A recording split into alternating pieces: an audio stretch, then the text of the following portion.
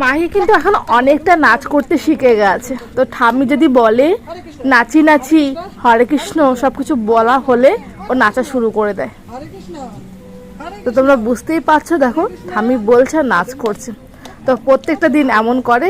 তো ঠাম্মিকে আর পাপাকে একেবারে অনুসরণ করে, ঠাম্মি পাপা যা করে তাই দেখে দেখেও শেখে। তো অনেক কিছু মাহি কিন্তু শিখে গেছে।